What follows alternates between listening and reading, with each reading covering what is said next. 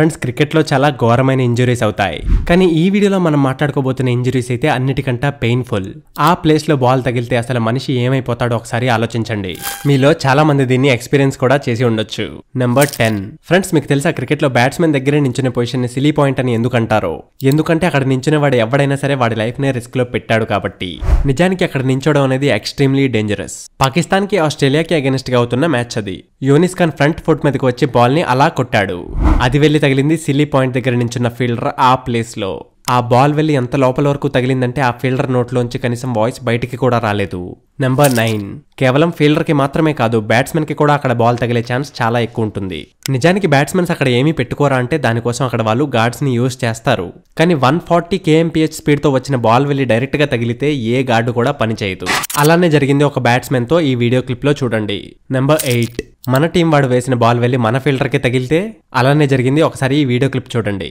Jimmy Anderson వేసిన ball direct గా batsmen bat కి తగిలి స్లిప్ పాయింట్ దగ్గర ఉన్న ఫీల్డర్ దగ్గరికి వెళ్తుంది.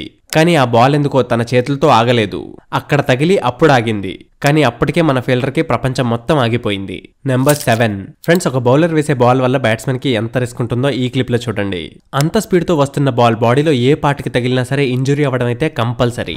వెస్టిండీస్ బౌలర్ ఫాస్ట్ గా వేసిన బౌలర్ ని బ్యాట్స్మెన్ అయితే అర్థం చేసుకోలేకపోతాడు. ఇంకేముంది, ఆ బాల్ వెళ్లి డైరెక్ట్ గా బ్యాట్స్మెన్ యొక్క నట్స్ కి తగిలింది. పాపం బ్యాట్స్మెన్ అక్కడే బాధ పడి ఇంకా కింద పడిపోతాడు.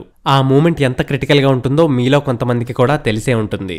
ఇలా మీరు క్రికెట్ ఆడుతూ మీకు జరిగిన మోస్ట్ ఛాలెంజింగ్ సిచ్యువేషన్ ని కామెంట్ సెక్షన్ లో చెప్పండి. నెంబర్ 6. ఫ్రెండ్స్ క్రికెట్ గ్రౌండ్ లో బ్యాట్స్మెన్ బౌలర్ కాకుండా అంపైర్ కి కూడా కాన్షియస్ గానే ఉండాల్సి ఉంటుంది. అంతేగాని తను కూడా ఏవో ఆలోచించుకుంటూ ఏదో ఊహల్లో తేలుతూ ఉన్నాడు అనుకోండి, బాల్ కూడా ఎప్పుడొకప్పుడు వచ్చి ఎక్కడో ఒక దగ్గర తగులుతుంది. కొన్నిసార్లు ఎక్కడ తగలకూడదో అక్కడే తగులుతుంది.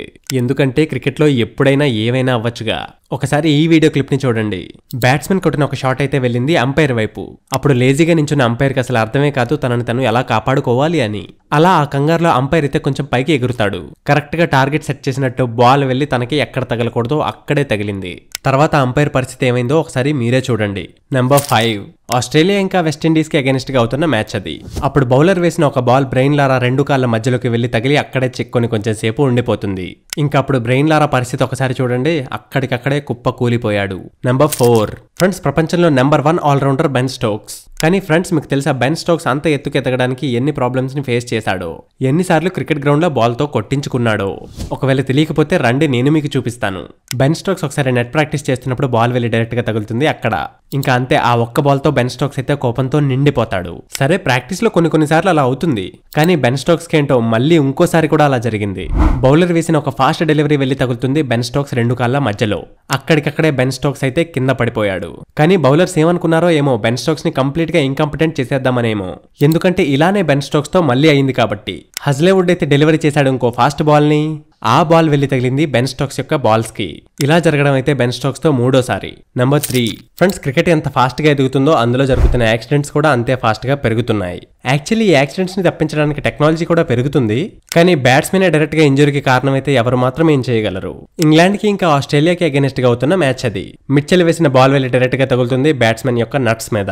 ఆ బాల్ ఎంత స్పీడ్ గా వచ్చిందంటే ప్రొటెక్టర్ గార్డ్ కూడా 2 ముక్కలైపోయింది. ఇంకా లోపల వాడి పరిస్థితి ఏమై ఉంటుందో మీరే ఊహించుకోండి. నెంబర్ 2.